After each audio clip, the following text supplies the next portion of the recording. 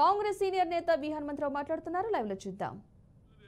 ప్రేమను పెంచుకొని ఒక నాయకుడు అంటున్నాడు, ఇంకో నాయకుడు ఈ దేశాన్ని ఏది విద్వేషం పెంచి నఫరత్ పెంచి ఓట్లు తీసుకోవాలని పోటీ ఈ ఎలక్షన్ రాహుల్ గాంధీ వర్సెస్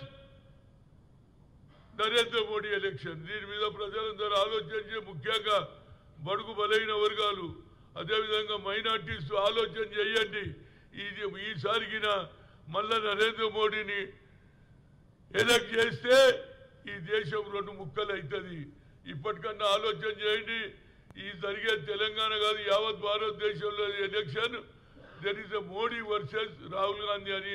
రాహుల్ గాంధీ గారు ప్రధానమంత్రి అయితే బడుగు బలైన వర్గాలకు న్యాయం జరుగుతుంది.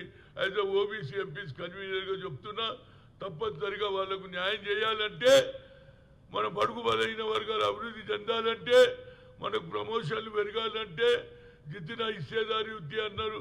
50% సీలింగ్ కూడా ఎత్తేస్తా అన్న ఈ దేశంలో ఏకైక వ్యక్తి ఆయన రాహుల్ గాంధీని మీరు ఎలక్ట్ చేస్తే తప్పనిసరిగా మనకు న్యాయం జరుగుతుంది, మన భవిష్యత్తు బాగుంటుందని ప్రజలను కోరుతున్నా.